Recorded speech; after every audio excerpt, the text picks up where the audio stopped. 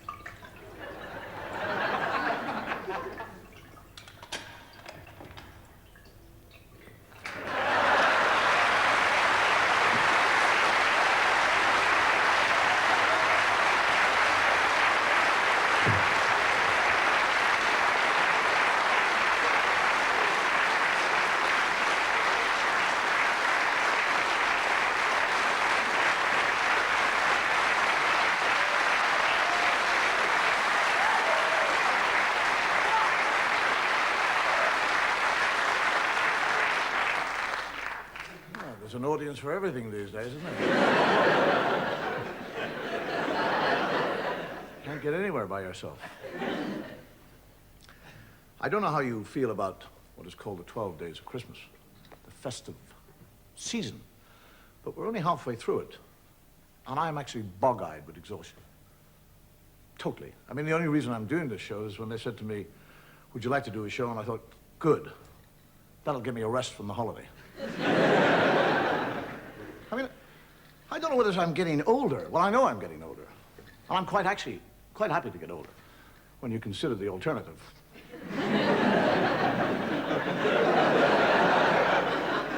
But I'm beginning to find that Christmas is becoming much more stressful.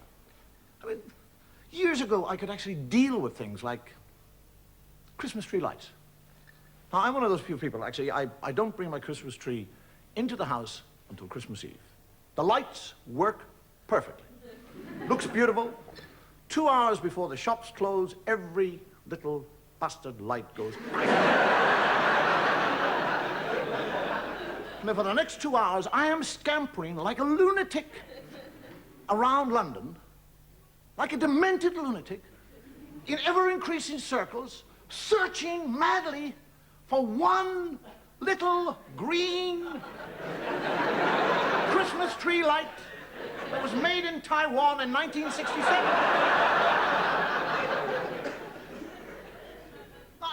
Even with the Christmas tree, what is this lunacy with Christmas trees?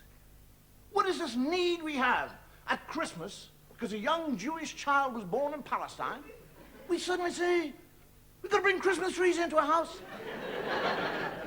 Can you imagine at any other time of the year, if you brought a tree into the house? Silver balls on it, and a fairy on the top, it'd put you away. Now, actually, this year, to ensure that I got a good Christmas tree this year, I went and picked it earlier. I got it 2 weeks ago. And it was perfect. Beautiful shape. Wonderful, wonderful shape. Dark green, thick, bushy. That was then. Now it looks like it's suffering from acid rain. Even the fairy on the top is losing his hair. I spent half of Christmas sweeping up, cleaning up those pine needles so many times that the bag on the side of my Hoover looks like a fat porcupine. Now, the only thing regarding Christmas and Christmas trees is it's not only difficult to get a Christmas tree, but if you think back over the past Christmas, it's even more difficult to get rid of the bloody thing. I mean, you try and get rid of the Christmas tree at the end of Christmas, the dustman won't take it. You can't burn it because you live in a smokeless zone. And you find yourself, after the Christmas, surreptitiously creeping around your neighborhood, trying to find a builder's skip. And you can't find one, so you dump it in somebody's garden. And you think, thank Christ, got rid of it! Come back to your own house and there's 2 Christmas trees.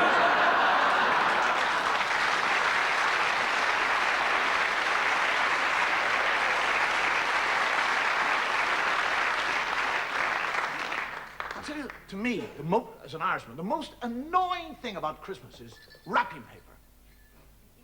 Now, why can't the manufacturers of wrapping paper make wrapping paper so large that it can wrap up 2 presents?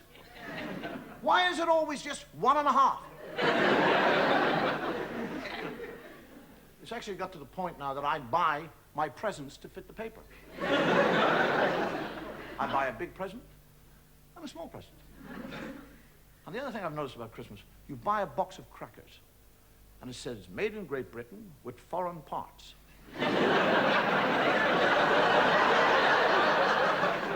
Aren't we all?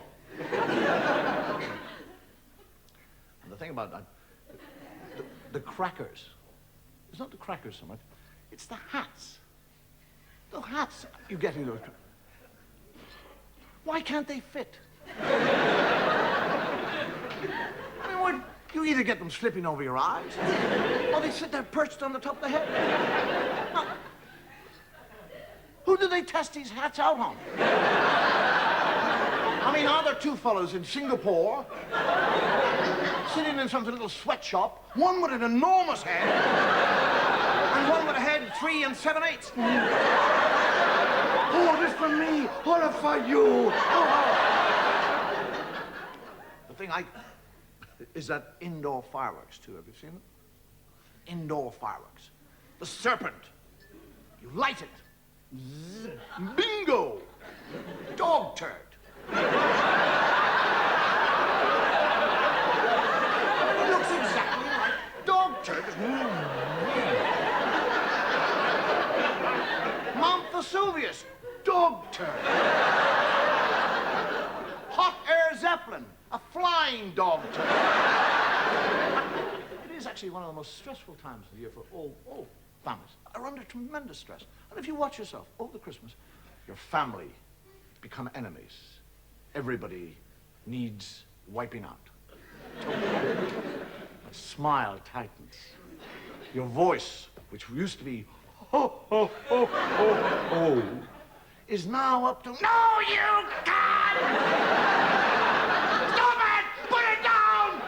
If anybody does that again, my God, we're meant to be having a good time! Find yourself to, stop it! Stop it! Stop it! Boom! Stop it! Stop it! Boom!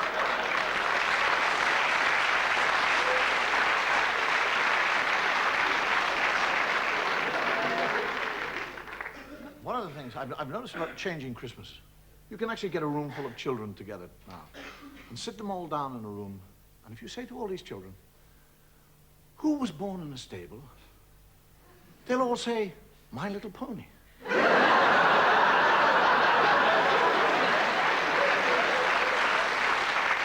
Now these, I mean, the most obscene dolls I've ever seen are these Cabbage Patch dolls. I mean, look at this. I mean, who inspired them? A moron? I mean, have you looked at them? Those close little eyes and... have a little hand. And you get a birth certificate with them. You adopt them.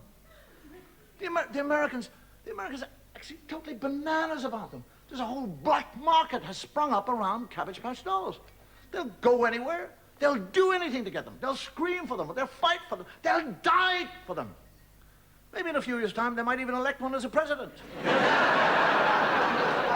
a matter of fact, they probably have already.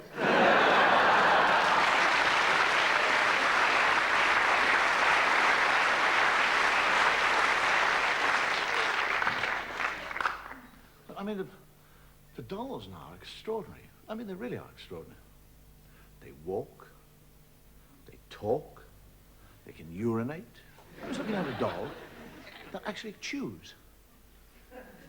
It comes together with a kind of mushed up type food. And the child can actually feed, and it sits. And the child puts the food in, and the jaws work. And it has a digestive system. Until it eventually comes out in a nappy. And the child takes it off the nappy and goes through the whole process again.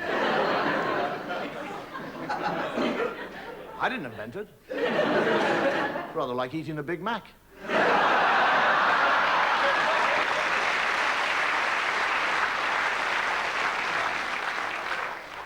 Well, I actually think it's about time that we got on with the show, don't you?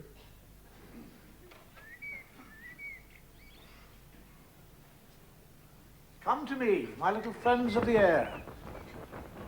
Come to me.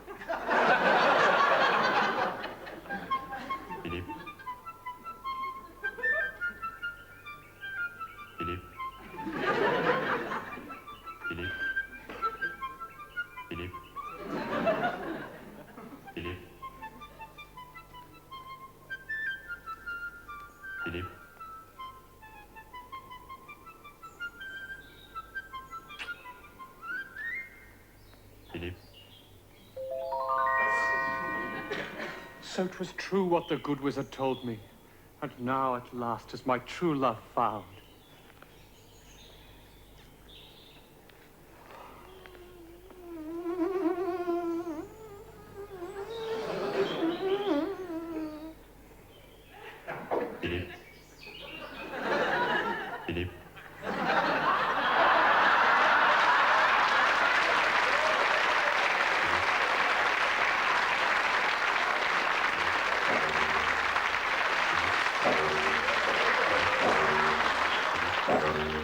This day, the 14th of October, 1066, shall either be a glorious or black day in the annals of our Saxon history. Our kingdom has been invaded by William of Normandy. His armies have landed at Hastings, marched 10 English miles, and now both armies stand prepared to do battle. He from Senlic Hill, and we from this place. What is this place? Where are we?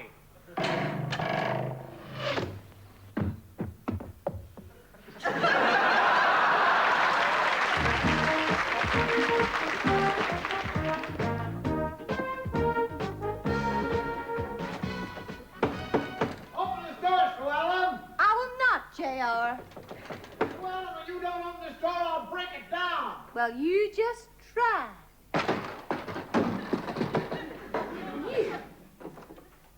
You get out of my room, you. Llewellyn. I'm a man. I told you, J.R. Get out of here. Don't you J.R. me.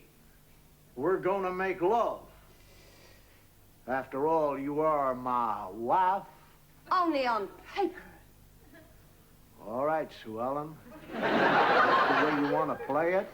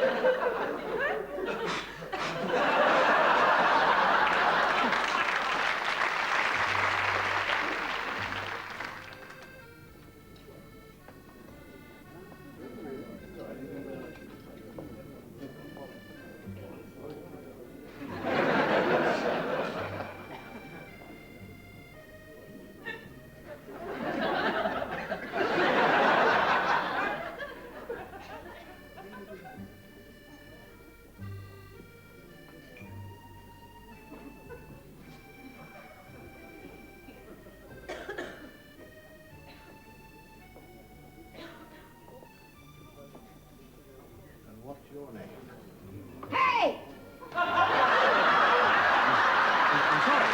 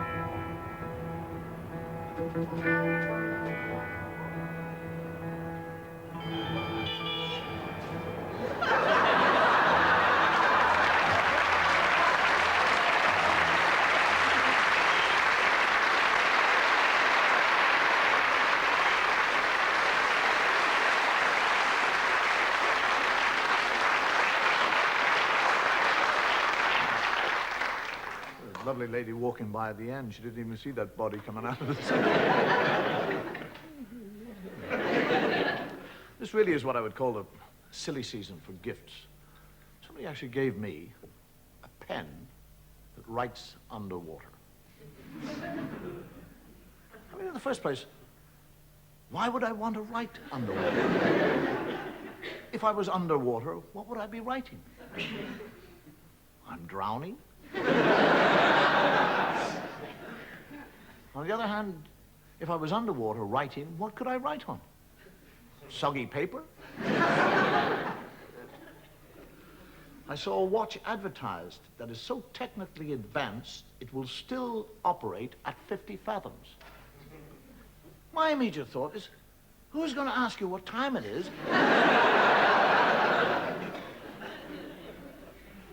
Somebody comes out of the blue. And I went into a house recently, a friend of mine, who was in his house, standing in the middle of the room, and he's going...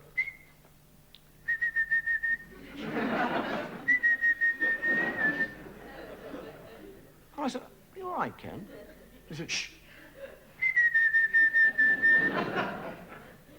I said, what are you whistling for? He said, my keys.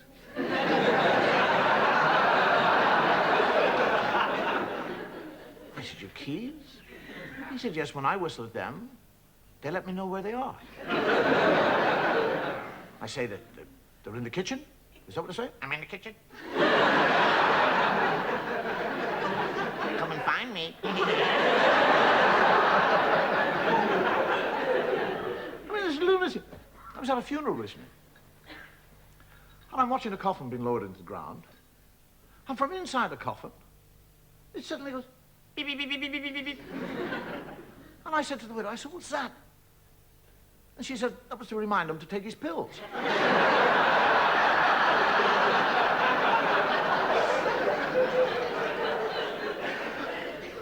bit late. I actually think this kind of, what I would call technological invention or technological advancement is really a series of gadgetry for gadgetry's sake.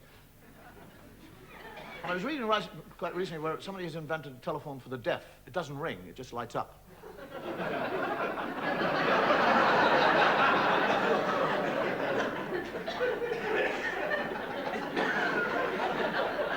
Trying to work that out, aren't you?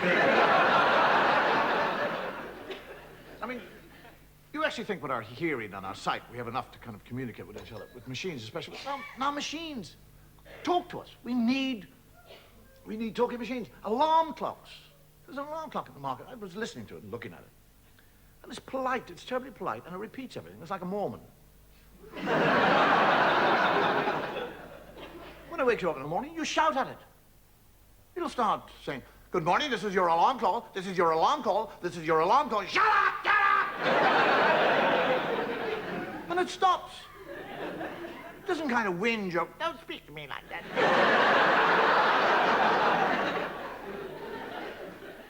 The next time you ask the time, "What time is it?" "Promise not to shout at me." Talking, I mean, I was recently in a building, we're talking lifts. The lift. Listen. "Please stand back. These doors are about to close." And it's an American voice, actually. It does it much more casual because it's an American lift. And it does it much more casual. "Please stand back. These doors are about to close." And you hold the door and go, "Bloom." "Please stand back. These doors are about to close." "Please stand back. These doors are about to close. Otherwise, I'll break your arm." I don't like lifts. I was actually trapped in a lift.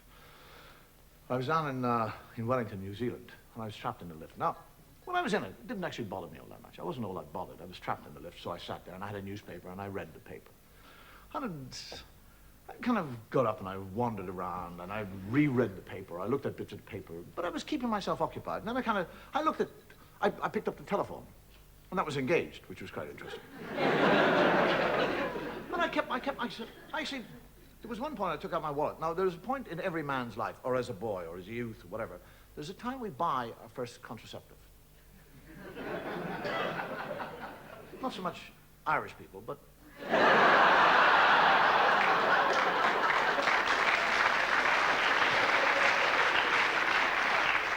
The most amazing thing about the first contraceptive we all buy, we never use it.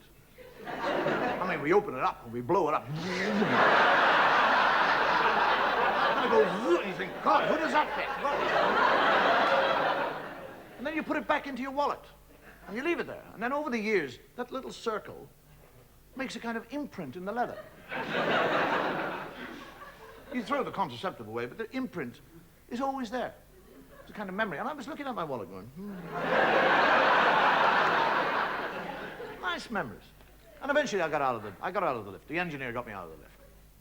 And then he said to me, "You're in danger of suffering from claustrophobia." I said, "What?" He said, "Well, by getting into this lift and being trapped in it, you can develop a phobia. It's like falling off a bike or having a small accident in the car. The first thing you should actually do is either get back on your bike or drive the car. In your case, you should just get back into a lift immediately. It's very important that you do." He said, "Just get into the next door lift, just go up to the top and back down again. It'll only be 18 seconds. 3.5 hours. I was a total lunatic. Screaming demented. I cannot... Now, I don't like lifts. Don't worry about it. I'll get into them, I'll force myself into them, but I don't really like them. As soon as I get into them, I start to hyperventilate. I'll walk down the corridor. Have you ever noticed people in lifts? They get very quiet. When the lift is going up, do you know what we're all thinking? What shall I do if the cable breaks? You know, we've all reached the same decision. A split second before it hits the bottom, I'll jump up in the air.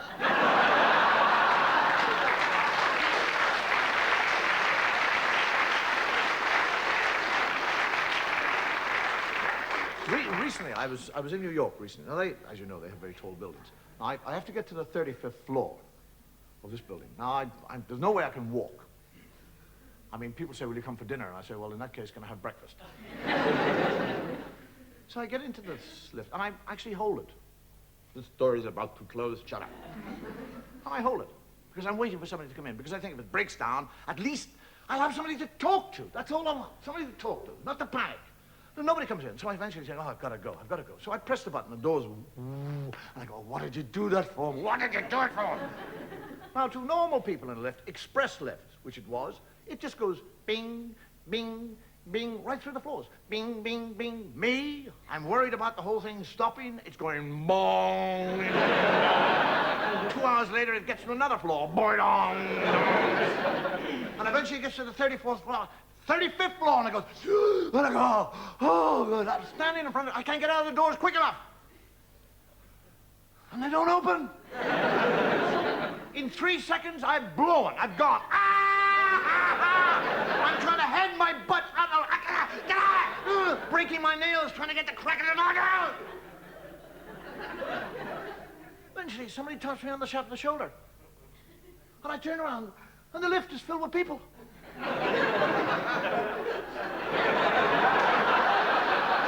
It's one of those lifts with alternate doors for alternate floors.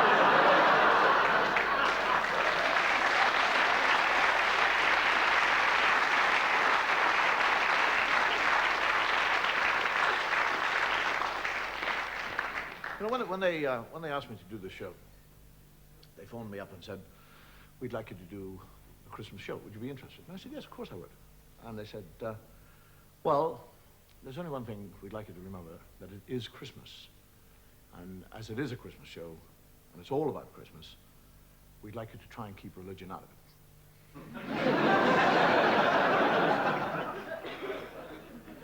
I would, if I could, but I can't.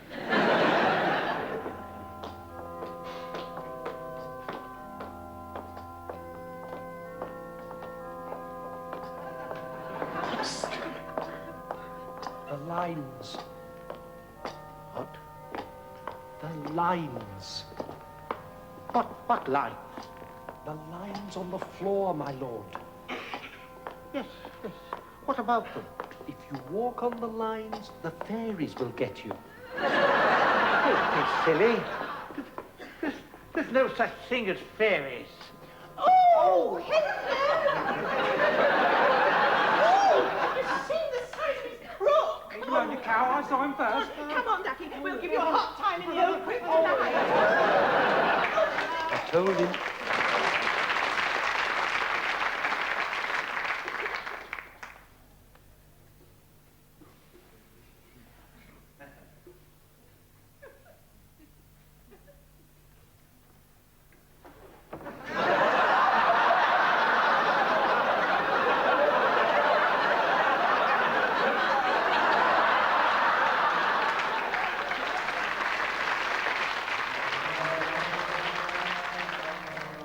O Lord, protect the life of our beloved Archbishop, Thomas of Becket. What ails thee, Brother Robert? There are rumors, my lord. The king intends to kill thee. Sadly, they are more than rumors. But we have nothing to fear from death.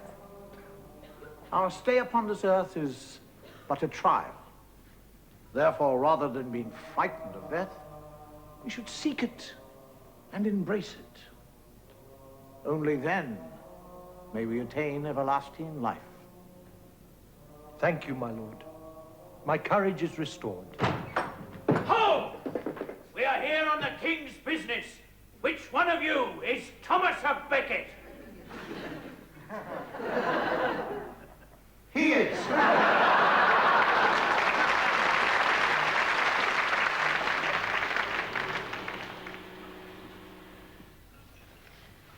Morning.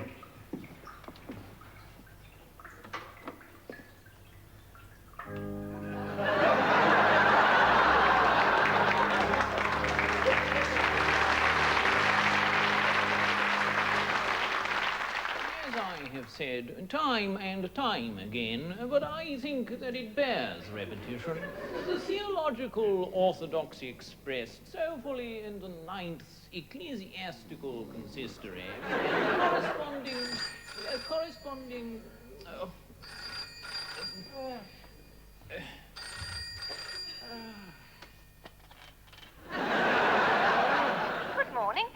a wake-up call.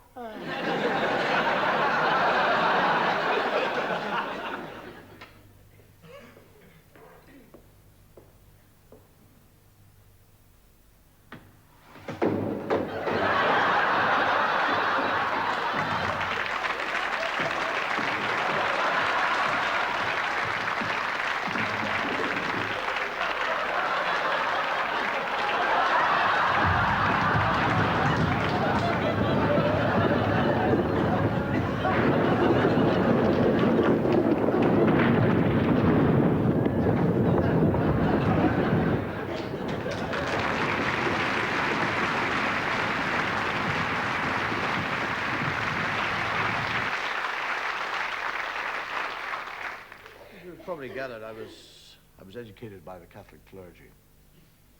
God's stormtroopers. One of the things I've never understood about the Catholic religion is what I would call the inequality between the sexes. I mean, as far as a woman is concerned, she enters the clergy, all she can do, the top job she can get, is Mother Superior. That's as far as she can go. Men can become priests, monsignors, bishops, archbishops, cardinals. They just keep on going up. And finally, the Pope.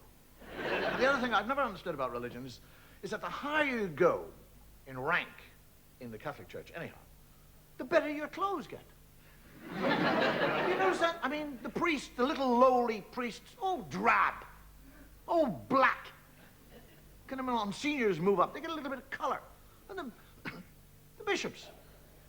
The bishops, they can wear black and they can wear purple. They can wear black with red trimmings. Just slide up. The archbishops, they can wear black and purple. The cardinals can wear bright red. Black and purple. And the Pope, he can wear anything. He's got white, yellow, black, purple. Opens his wardrobe. He can wear rings, jewelry. Little hats, big hats, enormous hats. Can you see him in the morning open his wardrobe? Well, what shall I wear today? My matching accessories, eh? And the Pope, this Pope, this Polish Pope, he's a great traveler. Have you noticed him traveling? Travels everywhere. And the extraordinary thing is, have you seen him when he gets out of an airplane? First thing he does is kneel down and kiss the ground. And whatever host country he arrives in, that's what he does. And all the people stand there and say, isn't that marvelous? Isn't that wonderful? This emissary from Rome comes to us, and out of admiration for our land, he kisses the ground. Crap. He's like me. He's bloody terrified of flying.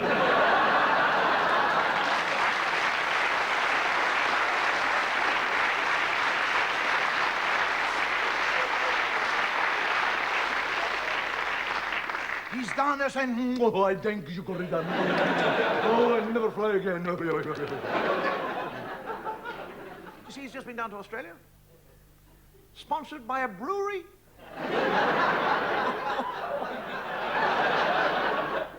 Durex next.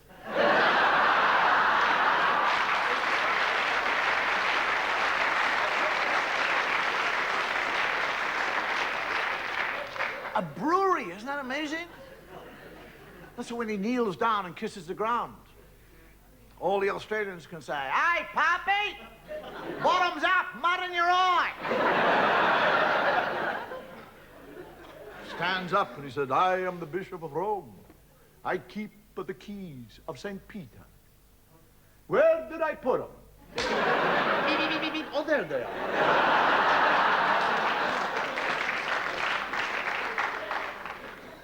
The Pope that we have actually at the moment is he's very strict in many ways regarding the teachings of the church. Birth control, he's very strict on. There's no such thing as birth control. There's no pill or sheath or anything like that. And quite recently, a mathematician worked out that if there's no sort of birth control in South America, by the year 2020, there will be standing room only. That'll put a stop to it.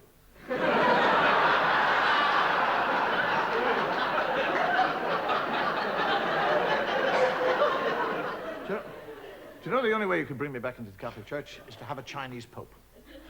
I would love a Chinese Pope to be elected. Can you imagine receiving Holy Communion from a Chinese Pope? Kneels down. Oh, you're going to have this here or take away?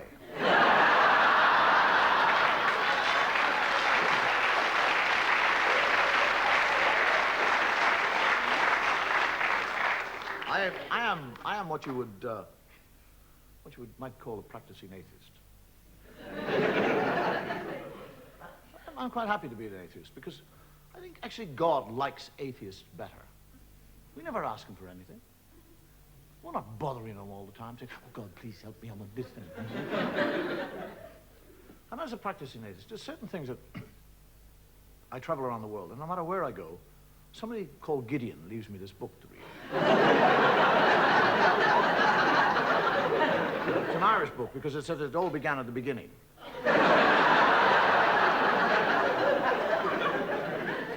There are certain things that, when I read the Bible, and I do read the Bible, that I find difficult to understand. I mean, if God has been there forever, what was he doing before he got to us? I mean, what was he out there doing? Was he sitting there going, I'm bored today, what'll I do? I mean, suddenly from nowhere, he suddenly decided to create a world. I'll make a world, that's what. Make a world, yes, that's what I'll do. Rivers, seas, boom, mountains. Boom, everything's there. I want a garden. I'd like a nice garden. Whack! Garden leave. Hate gardening. Need a garden. Ah, gardener, spit and dust. Adam. Hey! And he, Adam, never once says, where in the name of God did I come from? I mean, he's 40 years of age. He has no child, and he has no recall. He doesn't say, how did I get here? But he's quite happy. He just kind of trundles around the garden, working away. And God is looking at him. And he sees that Adam is happy.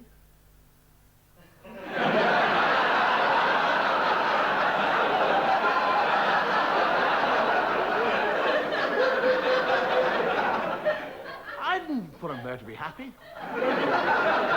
I'll put a stop to that. And God, during the night, sneaks down like a thief and steals, doesn't ask, doesn't request, steals it. His rib. And from his rib, he makes woman. And Adam wakes up in the morning, he's a real thickie. He's lying there, and there's somebody else, he doesn't say, where did you come from? How the hell did you get here? Where did you get those lumps?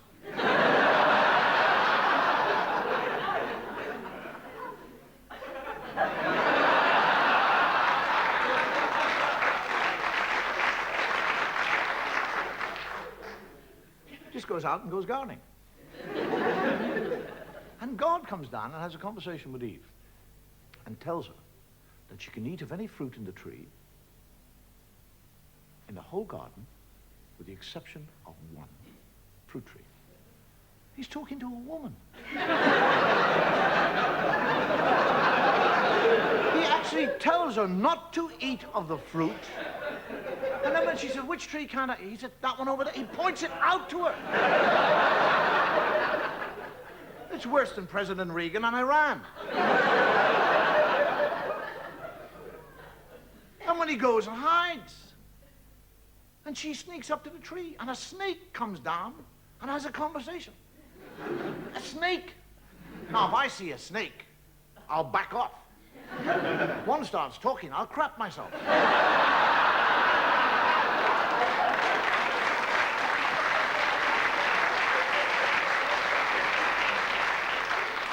And the snake actually convinces her to eat the apple. And she eats the apple. And when she eats the apple, she learns shame. That's what happens when you eat apples. Now, she's not ashamed that she's disobeyed God or that she's eaten the apple. She's ashamed of one part of her body. That's all. She becomes ashamed of that area of the body. Now, why that area? Why not her elbow? Her nose. Do you actually realize that if Eve had been ashamed of her nose, Every woman in the world now would be ashamed of your noses. You'd all be sitting here tonight with little nose knickers on.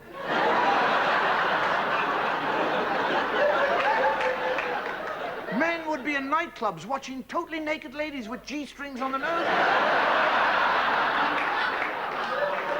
Take them off. Oh, I saw a nose. Oh. And this is the book. This is the book that you'll go into court and place your hand upon. And swear to tell the truth, the whole truth, nothing but the truth.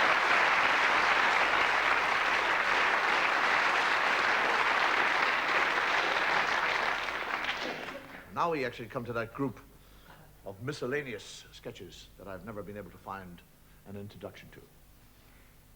Tonight is no different.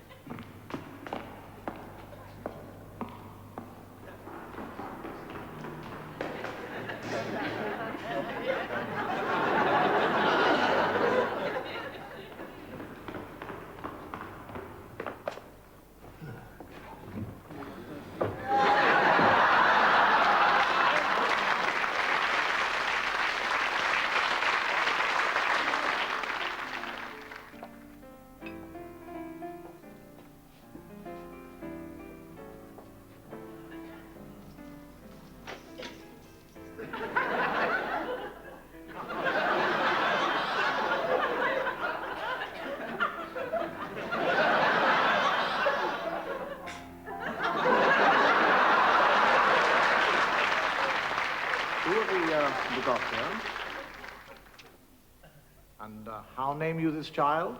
Victoria Mary Ann. Victoria Mary Ann. I baptize this child Victoria Mary Ann. And may God bless her and all who say this.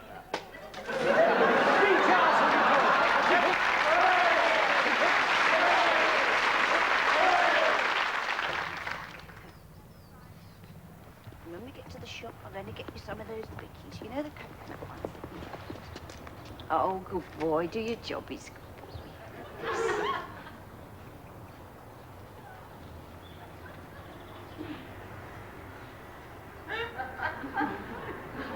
William, you got your mummy into trouble. Where's the kid? I know. Mummy, clear this up.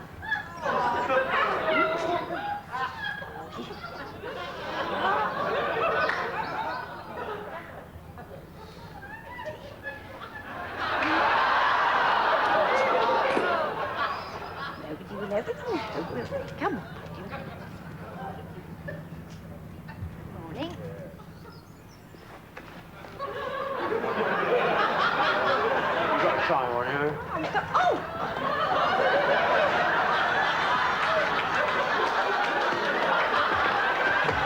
What was got now? Wait. Come on. Wait. Remember you promised 50-50.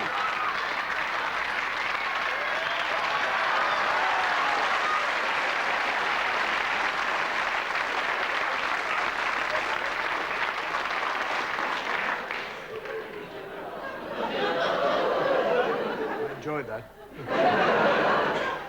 ladies and gentlemen, we're very close to the end of the year. We're even closer to the end of the show. And there's just about time for one last sketch.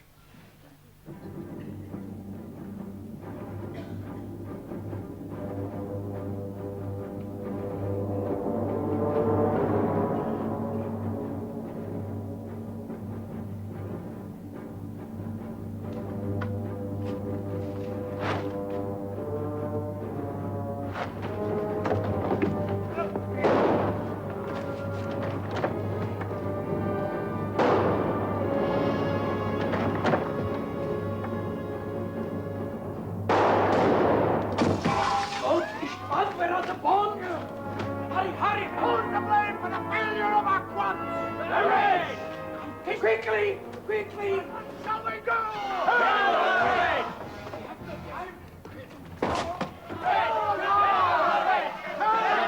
Quickly! His tickets don't get them! Back, you fool! Back! Drive on, Boris! Drive on! Bastard! Revolution! Revolution! Faster! Kill the rich! Stop! Stop! Go back, Boris, quickly!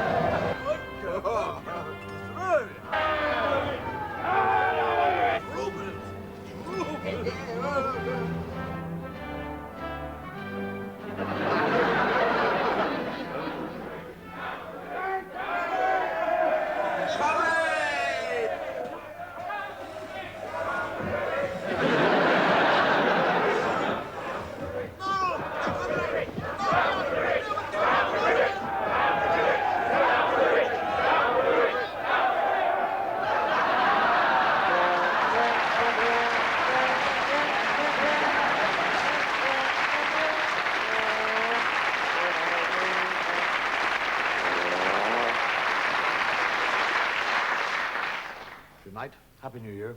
Take care, and may your God go with you.